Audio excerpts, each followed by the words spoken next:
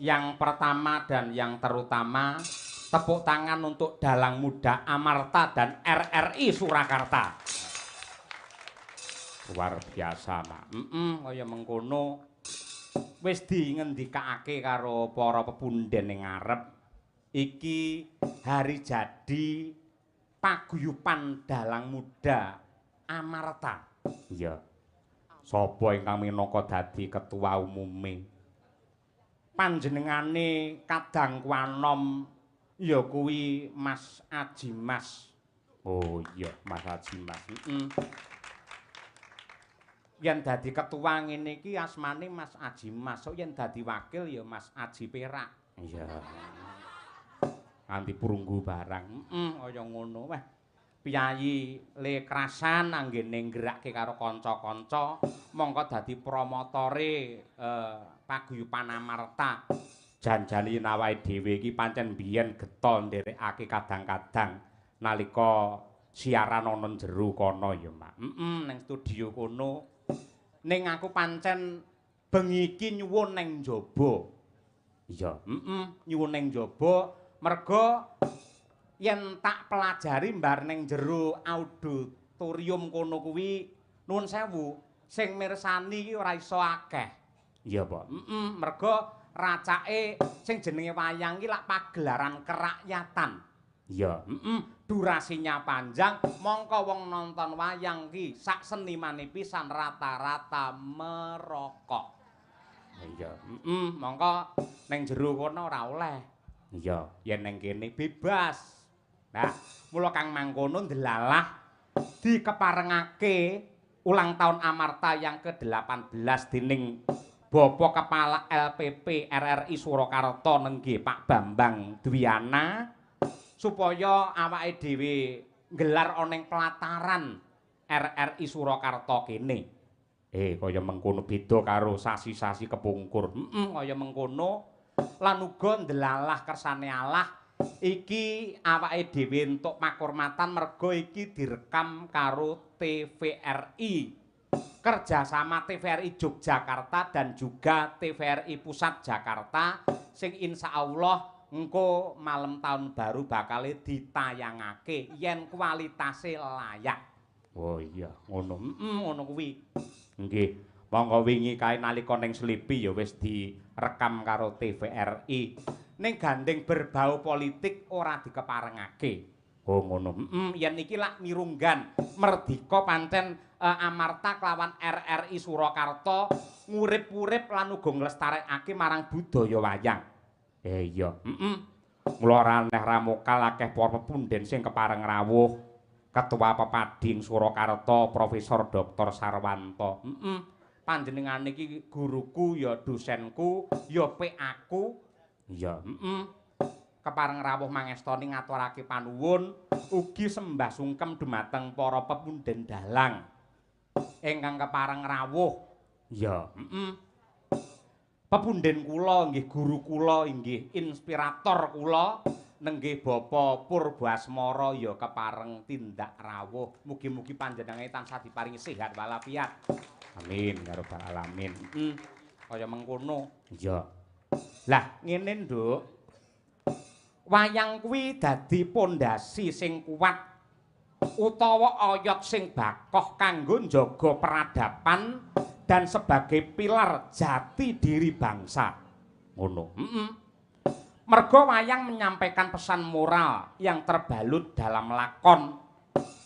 Lah, kreativitas dalang ki sok-sok dianggep kebablasen. Ngono. Sebab dalang saiki ngibarate kaya anak kowar, tegese anak sing ora duwe bapak, ora ana sing ngarahake, ora ana sing ndukani. Ya mula bebas.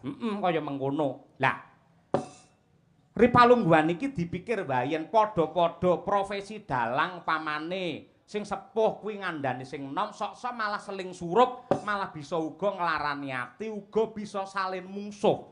Iya, Mula mumpung dina iki Kementerian Kebudayaan kuwi wis madeg dhewe, monggo wayang dijaga lestarine serta etika dan juga estetikanya. Nuwun sewu.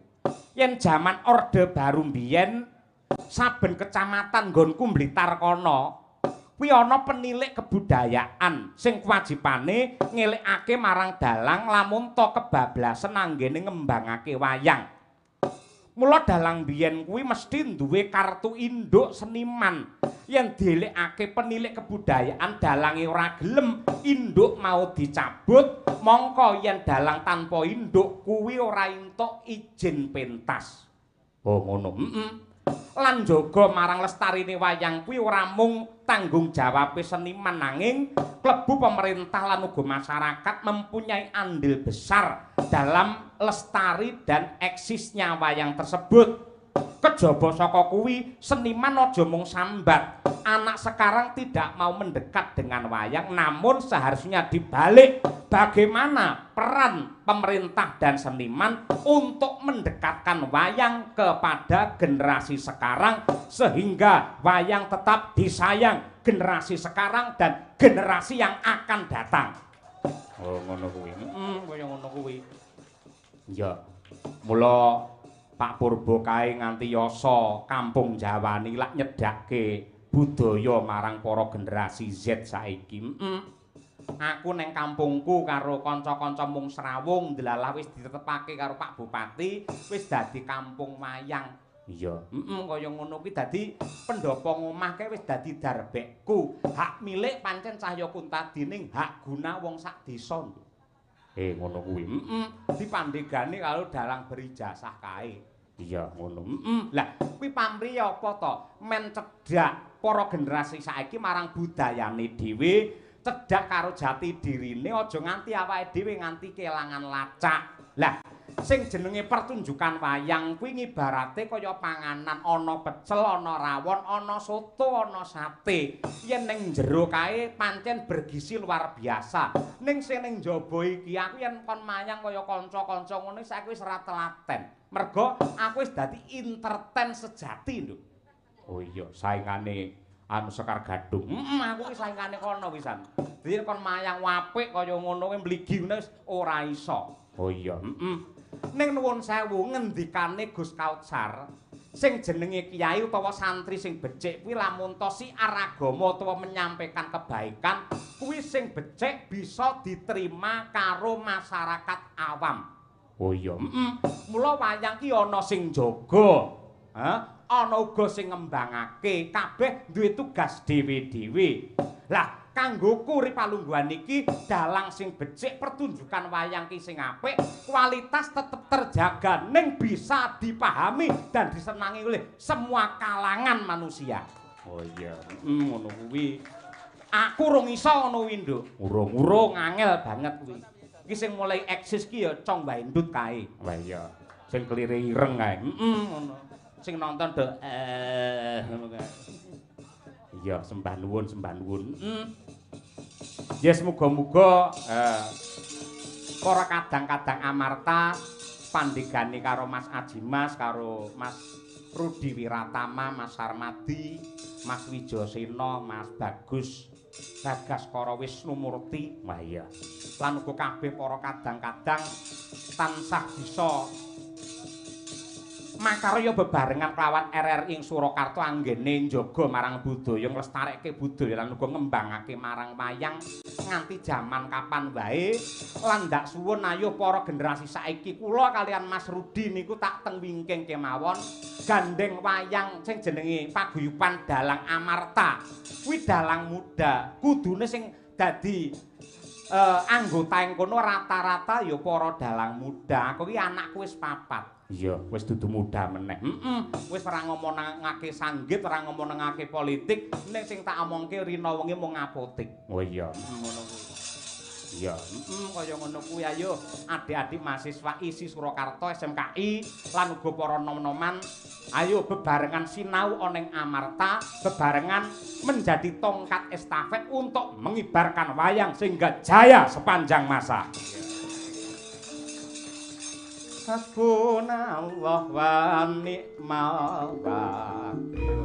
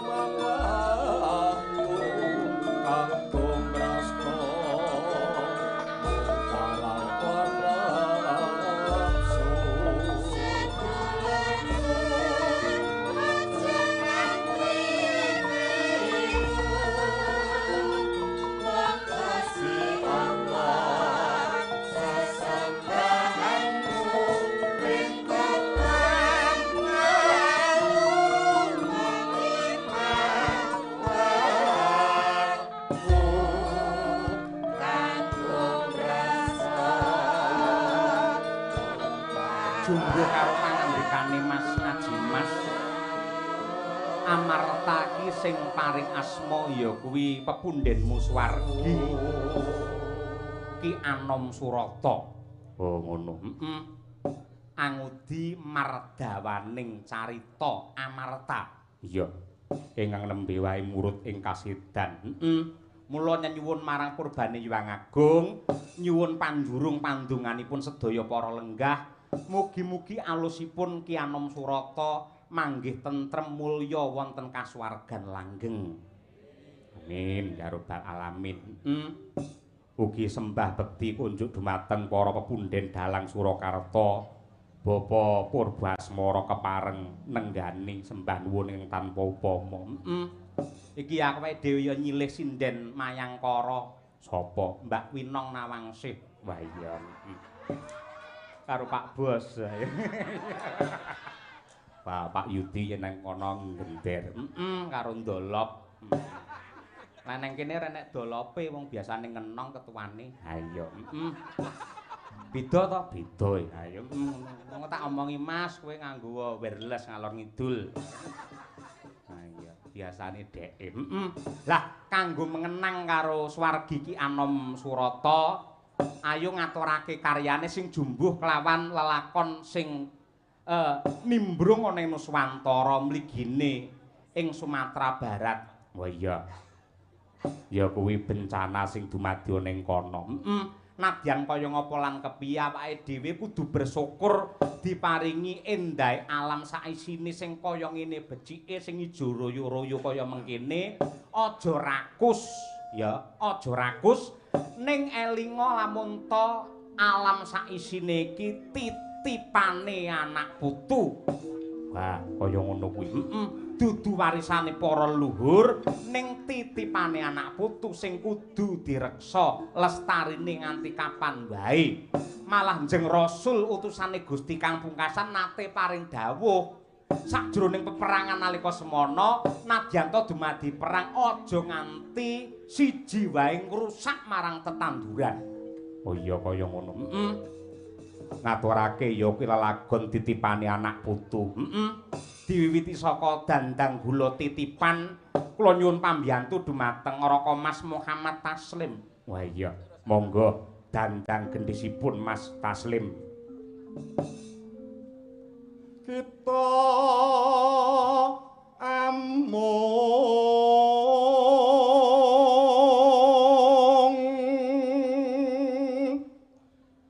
acos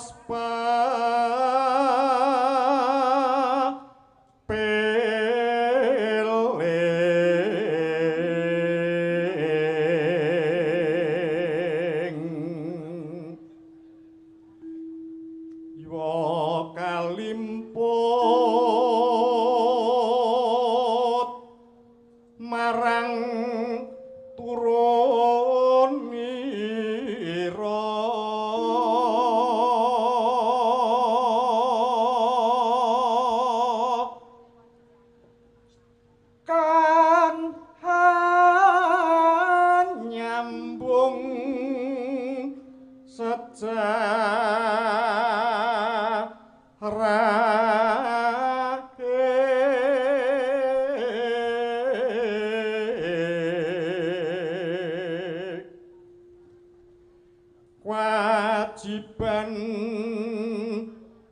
kang satu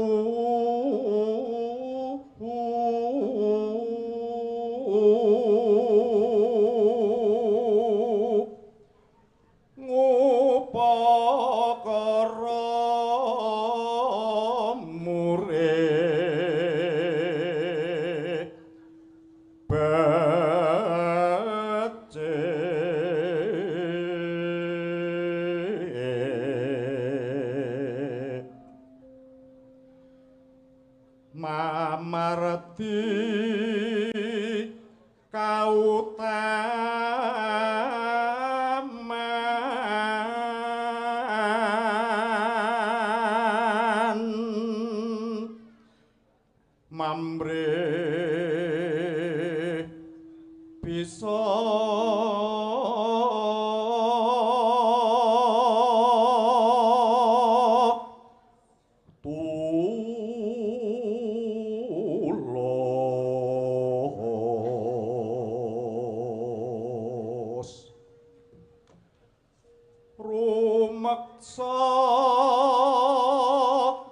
titipan nira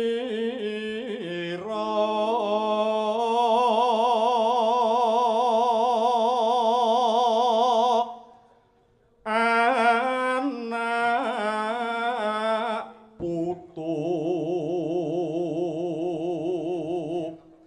pinudi murih lestari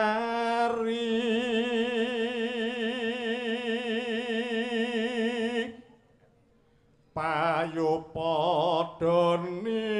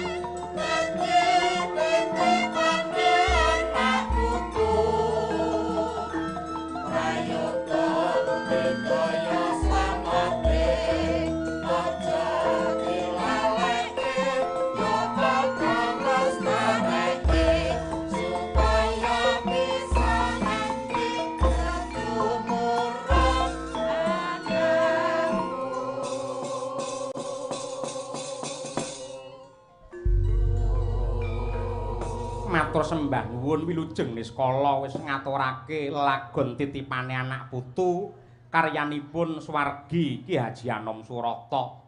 Ngono ya Yung. Kaya mengkono. Lah iki malah meh lali tak aturake, Nduk. Dadi awake dhewe sak kanca Madangkara iki bisa pentas ana ing kene yektine antuk pambiyantu saka para donatur utawa sponsor. Oh iya. Dadi kanca-kanca Madangkara aja kuwatir, aja kuwatir. Tenang Mas Imam, Mas, kowe tenang wae. Ora perlu sepi-sepi malah sambatan rasa. Aman pokoke engko. Iya, nggih ngono kuwi. Oh terus Mas Imam piyaine tulus kaya ngono kaya. Nggih. Ngaturke panuwun marang para sponsor utawa donatur. Yang pertama Bu Kesi dicek Bu, mbok menawa ana sing sisip utawa kleru. Enek sing kurang. Satu ya kuwi Bank BCA. Tepuk tangan untuk Bank BCA. Saking lah iki. Nah. Haji Muhammad Suprapto Santoso. Lah iya nggih. Sak jenglengan 1 juta. Nggih. Saking PT Baskara Sinar. Sinare sing gender. Sinar Sakti, nggih. Ugi pepunden kula Bapak Haji Gunarto Gunatali Jendra.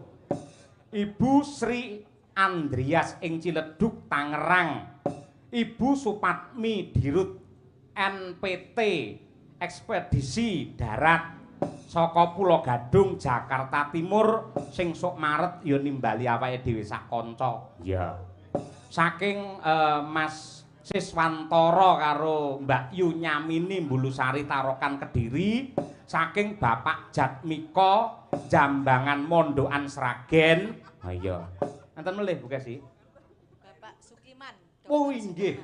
Bapak Haji Sukiman Sumarto saking Bandung ngaturaken panuwun ingkang tanpa upami lan ngapunten kadang-kadang amarta jani yen ana turahe badhe kula aturaken tengkas gandeng kula tasik tombok 2 juta gitu.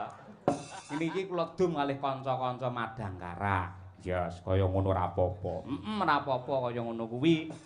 Ini yo tetep matur nuwun karo kadang-kadang Madangkara sing kepareng nyengkuyung sangat luar biasa komplit-plit. Mergo sebagian ya Madangkara iki dumadi saka Amarta kok, Nduk. Oh iya, mong sesepuhe sing sok nolak udan Mbah Wir kuwi ya Amarta. Iya. Ha iya, kaya ngono mula bengi iki alhamdulillah tingkas. Iya. Mas Haji Mas kuwi ya Madangkara ya Amarta. Oh, tenang kaya ngono. Luar biasa. Iya, Lan uga iki ya piranti sak wujud-wujude nggawa saka Blitar. Ora saka Njaten Karanganyar. Ora iki wong Blitar iki. Gamelan Kiai Berkah. Slamet Nadianto wujude mung kaya ngono ning suarane kanggoku yen nggih bacutan ora marake kesel. Wah iya, jare sapa? Supir-supir. Wayange iki elek-elek ya. Iki kotak nomor 12B iki. 12B. Oh iya, saka akeh. Enek ya 12B tok iki. Ha iya, tak sowanake komplit mapan ana kene sak sinden-sindene matur nuwun. Mbak Winong Nawangsih, Mbak Birgita Ayu, Mbak Mirat matur nuwun saka Sregepe ke jam 1 wis neng kene. Alhamdulillah. Ayo klimpang-klimpeng ning jaba malah dinyang wong malah. Loh, tenan aku mbiyene duwe pacar tak jak ndelok wayang neng kene. Lah kok pamit golek aku wae metu. Dinyang tenan. Ha iya. Gelem ya wis karepmu kono. Ayo. Oh enek lah. Ayo. Terus Mbak Kesi ya rawuh matur nuwun Mbak Kesi sing golek sponsor sing nelponi para donatur iki Mbak Kesi. Tepuk tangan untuk Mbak Kesi. Ayo. Luar biasa kuwi. Ya, kabeh iki sing melobi Bu Kesi kuwi yen aku nyoba siji wae langsung diblokir kok, Nduk. Ayo.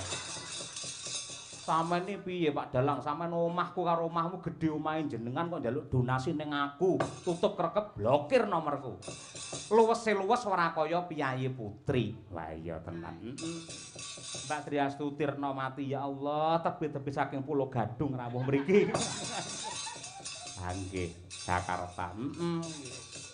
Mbak Lia Sundari matur sembah nuwun panjenenganipun lan ugi kadang-kadang Madangkara sedaya kemawon ingkang dipun pandegani kalih Mas Heru matur nuwun ingkang tanpa upami awit panjenenganipun mugi-mugi amarta taun ngajeng lan sakterusipun tansah lumadi anggenipun njaga dhumateng budaya wayang menika. Ya amin ya rabbal alamin.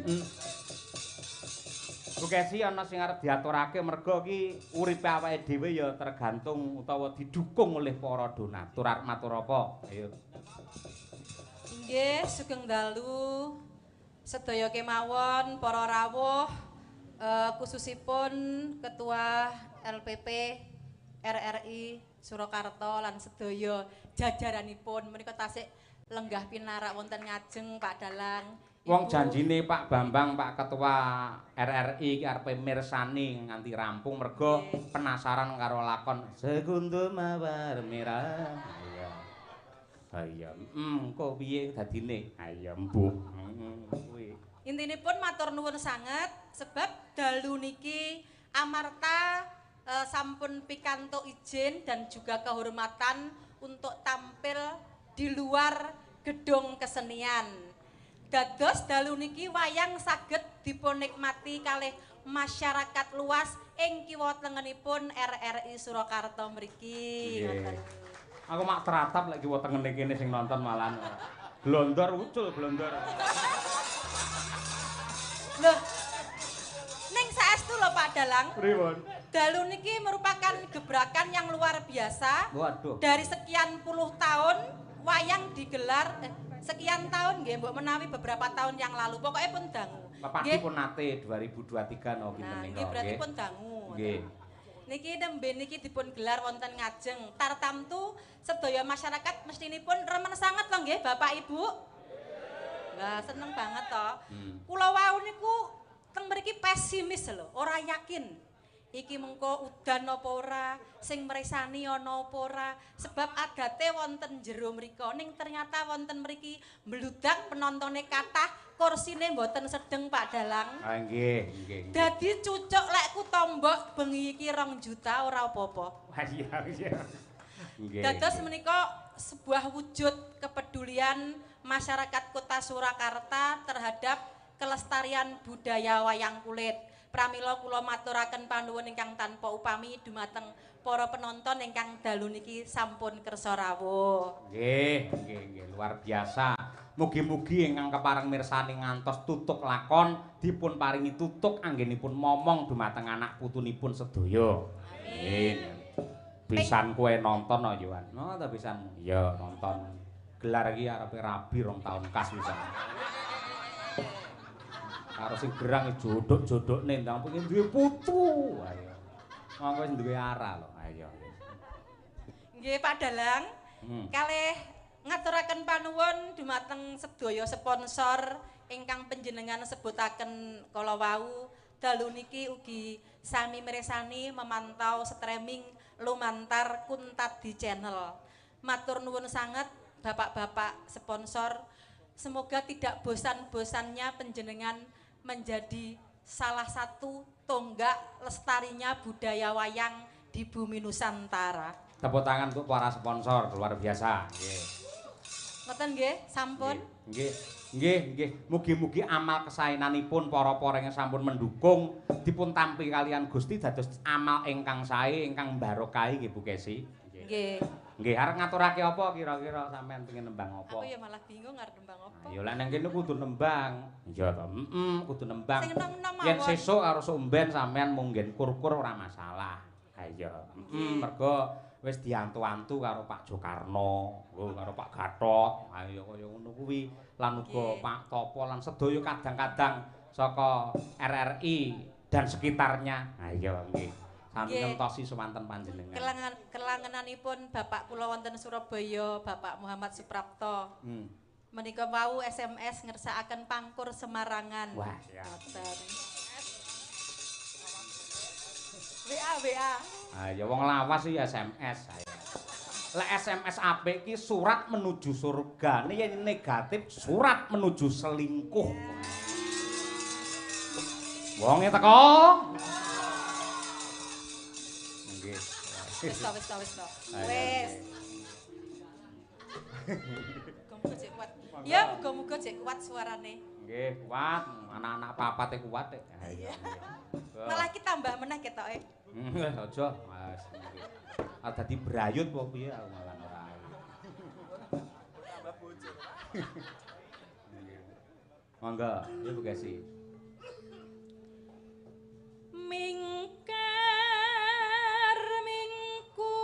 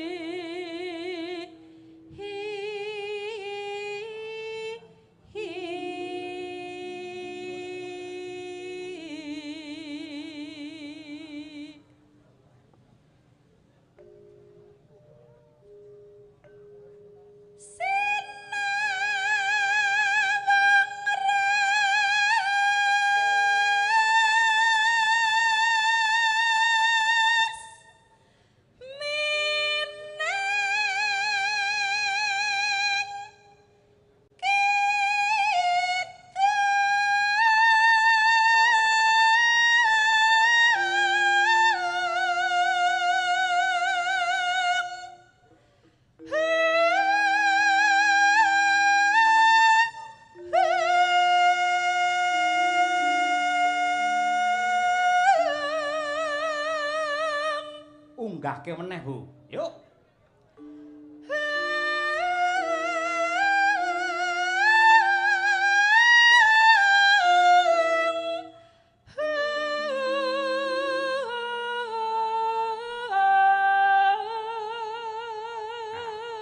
Nyuwun tepuk tangan untuk istriku tersayang luar biasa. Saya kuat semono. Ayo, Kuat. Kuat. Nggih. Gendong sampeyan ya kuat wae. Ayo. Tak gendong kemana-mana. Ayo. Ya hiburane kuwi lho. Ayo. Ayo.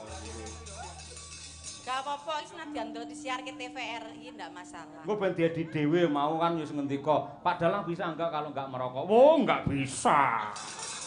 Itu malah bagaimana kreativitas Anda untuk mengambil, mengecoh penonton bahwa Dalang ini tidak merokok. Ayo piye carane? Ayo. Time Mbak. Sapa mau lali malah. Pokoke jos. Ayo. Oh iya Mbak Feni. Salam mugi dumateng sedaya kru TVRI matur nuwun panjenenganipun. Ya.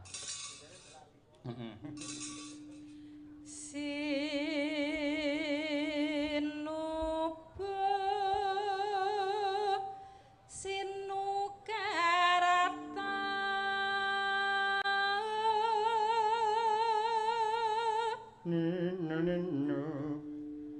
mereh kratarata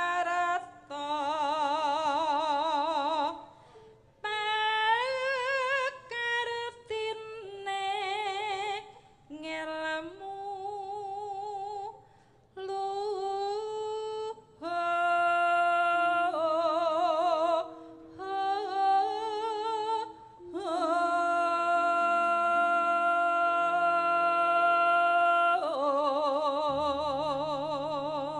Rampung Pangkur Semarangan langsung mlebet sambung wanci dalu.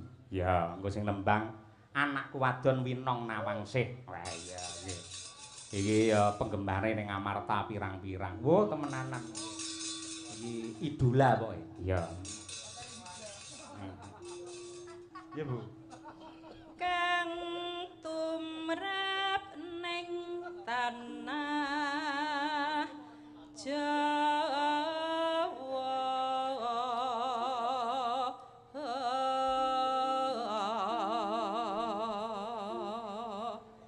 agama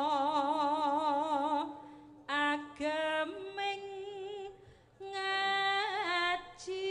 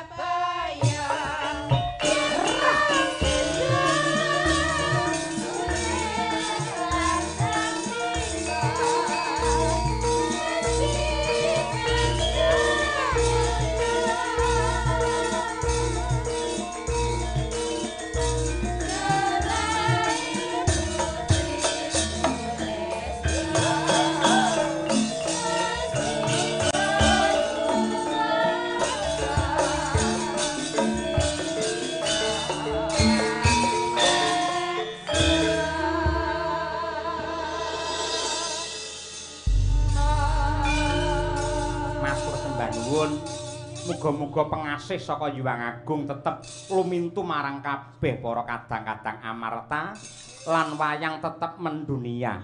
Ya. Ugi ngaturake panuwun dumateng sedaya para pamirsa. Nggih. Ingkang kepareng rawuh wonten ing pelataran RRI Surakarta mriki.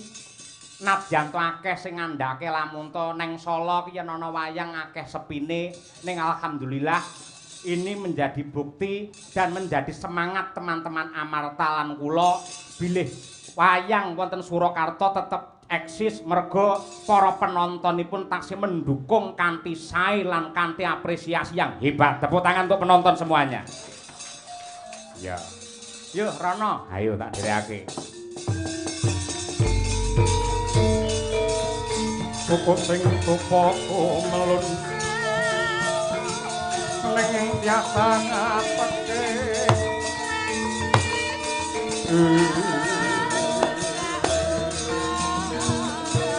awan tupaku sajahan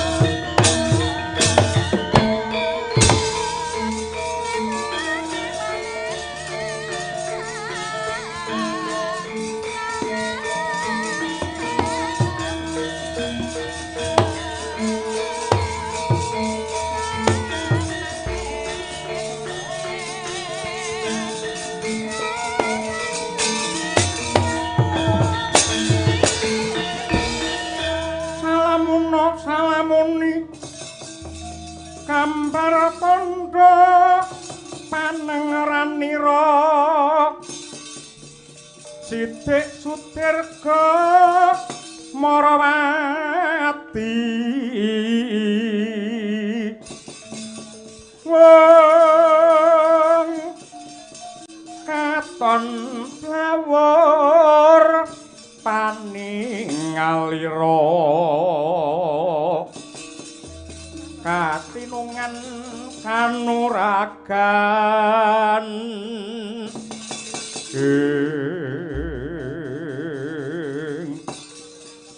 wantaramiji dumateng kula ingkang abdi ing kepadian kalilan cumadung dawuh sinuwun Prabu Menak Senggara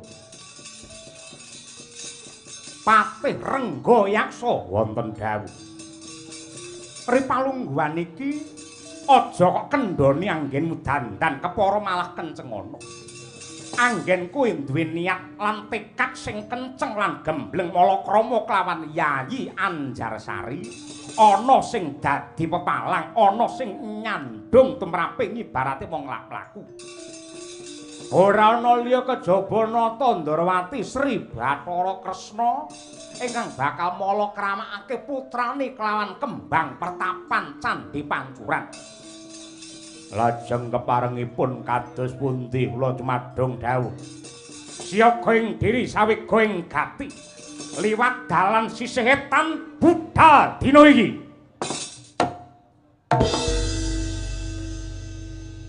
Krek lampit perungkat kimpul waton lanang nyekel gaman. Tandya, tandya, tandya, tandya.